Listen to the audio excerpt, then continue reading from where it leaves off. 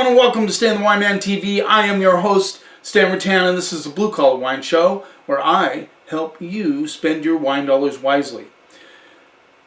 We are going to look at a wine from the Rhone Valley, southern Rhone Valley, from an area called Gigondas. Now, I just like saying Gigondas. It's a really cool appellation. It's also a village in southern Rhone. It's actually 10 miles northeast of Châteauneuf-du-Pape, probably the most famous appellation in southern Rhone. You also have the appellations of Orange, Ventoux, Raspail-Ay, Baccarat, and Sablé, and there's more than that. I'm thinking about doing a few episodes in the next month or so on these little pockets, appellations in the southern Rhone Valley, and maybe even creeping up into the northern Rhone Valley, because in my area that I live, all my peeps, it's hard to sell Côte de Rhone, which is kind of a general, kind of like saying the Columbia Valley in Washington State, because it covers a broad area.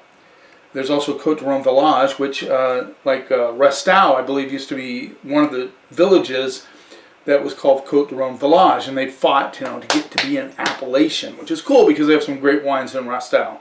But Gigondas is cool because it is considered probably as close to the quality of Châteauneuf-du-Pape as any of the other appellations in the southern Rhone Valley. They have particular rules. They can not have less than 12.5% alcohol, which, by the way, is a lot for France. But most of them run in the 14 to 15 range, just like Châteauneuf-du-Pape. They have certain rules. They can use up to 80% Grenache. So most Gigondases are Grenache based. They can use up to 15% of Mourvèdre and Syrah combined. And they can use up to 10% of any of the other approved grapes of Côte de Rhone, except, and I thought this was pretty interesting, except Carignan, which is interesting because I like Carignan, but they do not allow Carignan in Gigondas. I'm not even going to get into what Jancis Robinson feels about Carignan. There are some very good Carignans out there. Single varietal Carignans, actually, and they blend really nicely. Carignan, it actually just is like a weed. It grows tons. It has great production, and they use it a lot in the Languedoc region of southern France. So, we're going Gigondas here. We only have one.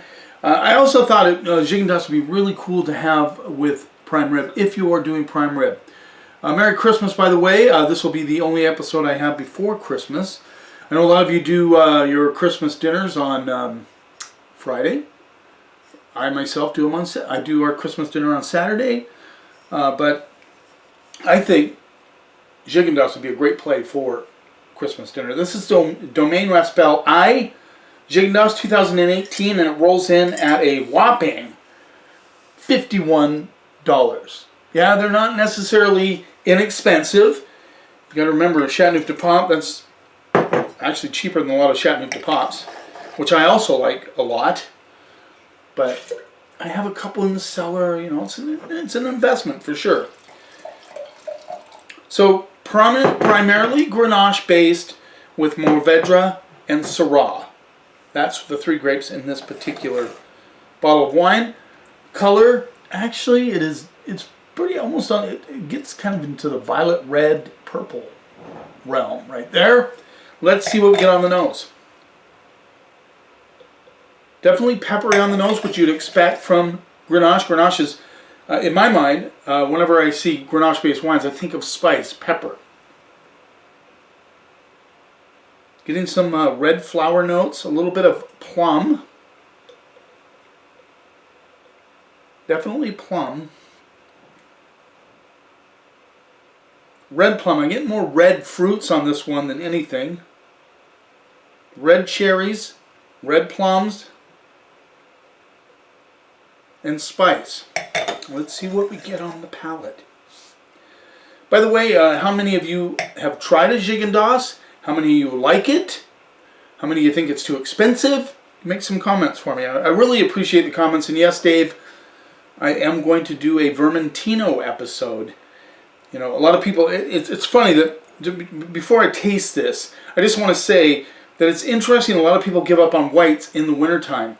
But how many people actually drink beer in the wintertime? A lot of people drink beer. So why do we give up on whites in the wintertime? It should be just a year-round thing. I know all of you don't. In fact, why don't you comment below, aside from those other questions, do you drink a fair amount of whites during the winter? Or do you give up on it? Where do you go with that? Same with rosé, actually. Let's see what we get on the palate.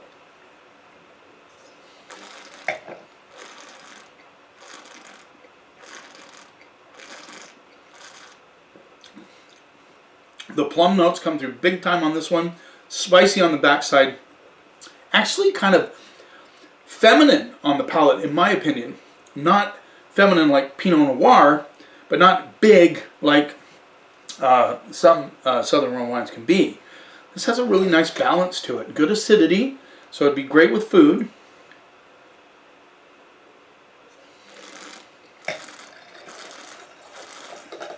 There's definitely leather and tobacco. Lots of tobacco. You know, I get excited when I get tobacco in wine. I don't know why. I just think it's a cool flavor profile for wines. It has that nice dimension to it. And then black pepper on the finish.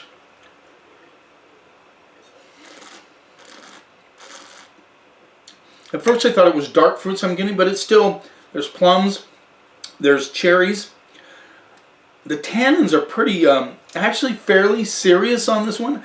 I really do need food with this, but it's very good now. In fact, we're cleaning up some flank steak tonight.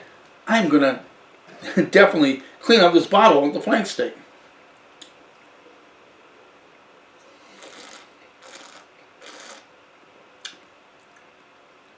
Even give that the red flowers come through on the backside, and then there's a tiny little cranberry hit on the very back of the finish. This has a long finish. That spice kind of hangs on. The tobacco hangs on. Nice structure. Good balance. Cool little wine. $51.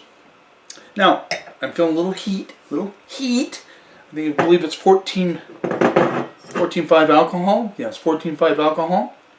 So yeah, a little bit warm, but that's okay. I'm not opposed to that.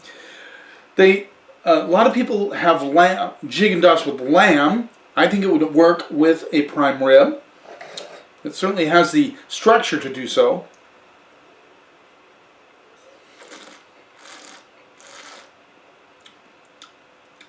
Yeah, that interesting kind of red fruit really pops on the backside and turns into a little bit of cranberry. Not tart cranberry, but just, you know, the flavor of cranberry. You get what I'm talking about. Now, I would suggest decanting this Gigondas. I've had it open for a little while, which is really not decanting it. I was going to decant it, but I thought, maybe I won't on this one, just because I try to drink it the way most people would drink it. But I do recommend decanting with a baby like this. You're going to get it more open. You'll get more of the qualities of the fruit because air just opens all those things up. That's what decanting is all about. In fact, I plan on doing a decanting episode in January because I just think it's, because I talk about tasting the wines the way most people do, it doesn't mean I don't encourage decanting if you want that wine to open up a little bit more. I'll be really interested to see how this opens up as the evening goes along. Thank you for taking a little time out of your day. Don't forget to make a comment on some of those questions I asked. Thanks for, if you haven't subscribed yet, please subscribe to my channel. I appreciate it very much. You keep watching, and I'll keep helping you spend your wine dollars wisely.